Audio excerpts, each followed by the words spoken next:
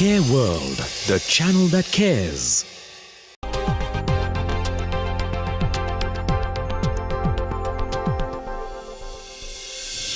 Ageing is inevitable and modifiable.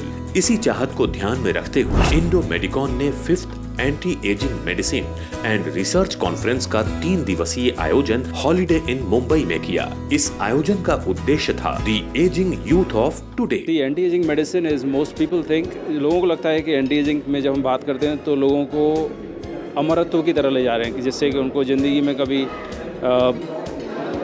मृत्यु ना हो, ऐसा ये लोगों का सोच है।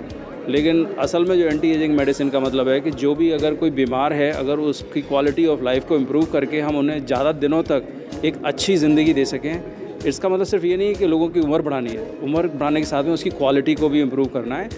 और एक तरह से साइंस और मेडिसिन को एक साथ में ला करके पेशेंट्स के नज़दीक जा कर के नई नई टेक्नोलॉजी को लेकर के हिंदुस्तान में सारी दुनिया के लोग आजकल कर रहे हैं। आप देखेंगे कॉस्मेटिक्स है, स्किन केयर है, बालों के लिए है, वज़न कम करना है, पर इन सारी चीज़ों को मिला करके एक नई स्पेशलिटी आई है और उसको हम एंटी एजिंग मेडिसिन की तरह से लेकर के आए हैं। इस इवेंट में एंटी एजिंग के विभिन्न नए पहलुओं पर विशेष जोर दिया गया। इसमें इवेंट ऑर्गेनाइजर ने राष्ट्रीय और अंतर्राष्ट्रीय स्तर पर इसके रिसर्च, डेवलपमेंट और ग्रोथ पर जानकारी दी।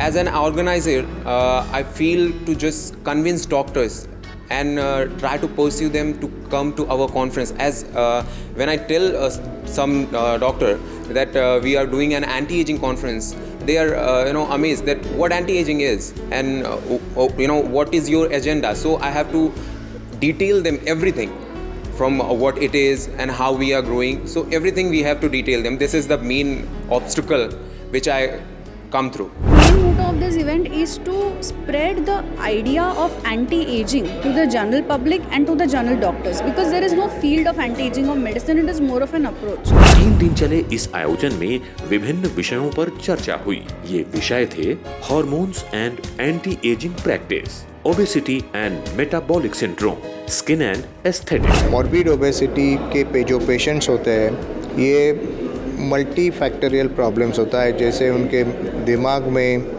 उनके बॉडी में, उनके सोसाइटी में इनके जो फोर्सेस है वो उनको मॉर्बिड ओबेसिटी की तरफ लेके जाते हैं। And I'm here for presenting my topics on obesity and polycystic ovary syndrome. I'll be speaking on this topic in relation to the hormonal causes and what treatments are available for treating obesity as well as for treating menstrual disturbances as a result of obesity. See, it is basically a lot of young girls are having hormonal problems and acne. They keep on getting treatment for acne without getting their hormones treated. And so that relapse is there. Because of relapse, there is a scarring, there is a pigmentation. They go into depression because of this problem. इस conference में इतना कहूँगा कि बढ़ती हुई उम्र के साथ शरीर में शिथिलता आना एक बिल्कुल नॉर्मल साधारण प्रक्रिया है। और इस प्राकृतिक प्रक्रिया में यदि तो 30 के आयु में आपके हार्मोन्स और एंडोक्राइंस का लेवल था, अगर वही लेवल 60 की आयु में ऑप्टिमाइजेशन कर दिया जाए तो आपकी परफॉर्मेंस लेवल भी 60 की आयु में आप अपना टेनिस खेलेंगे, स्विमिंग करेंगे, लाइफ को जिंदा दिली से जिएंगे, रेस्टलेसनेस कम होगी, नींद आराम से आएगा। Anti-aging medicine is a very good concept.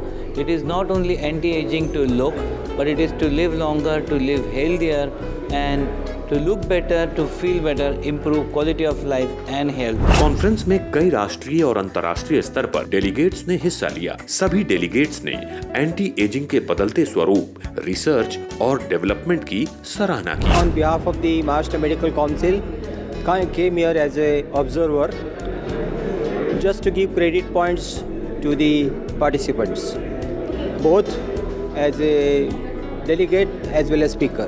So far the experience has been very good. Things are moving very smoothly. The informative program is very good for the doctors as far as the anti-aging point of view. Everything is authentic, nothing promotional. It looks like more of a educational conference.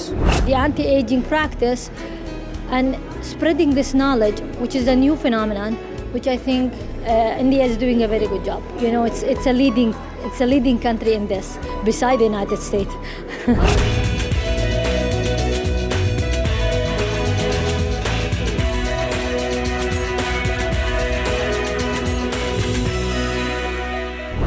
80% बीमारियाँ जो हो रही हैं वो आपके organ की ageing से होती हैं। अगर आप डायबिटीज़ कहते हो तो आपका पैंक्रियास एज हो रहा है, कैटरैक्ट कहते हैं तो आपका लेंस एज हो रहा है।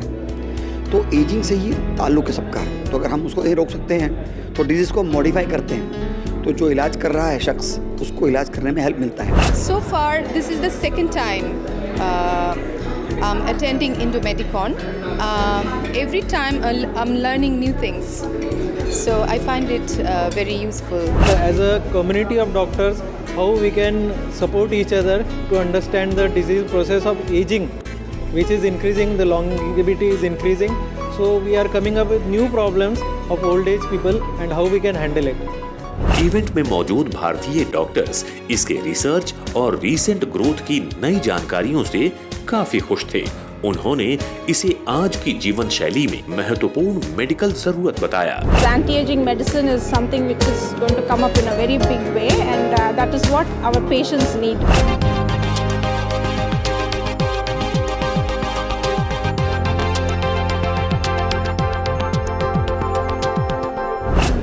This event is a great experience. There's so much of knowledge interaction, and we're learning and imbibing so much every time, new discoveries and so many researches. So we are really enjoying it. Introducing nutrition as one of the main important stream is also a very beautiful thought. इस anti aging medicine and research conference में सभी को being young and stay fit के लिए नए medical concepts जानने को मिले। इस क्षेत्र में अभी और रिसर्च के साथ ग्रोथ की जरूरत है, जिसकी उज्जवल भविष्य की परिकल्पना की जा रही है। We'll organize more and more this anti-aging conferences, and we'll try to pursue all the doctors to come to our conference, and one day we want to see more than 5,000 doctors in our conference. Future dream is to have a huge. We want to become a brand. Anti-aging medicine has to become a brand. We want more and more doctors to be aware of this concept and not just treat the symptoms of the patient. इसी positive approach के साथ इस seminar का समापन हुआ।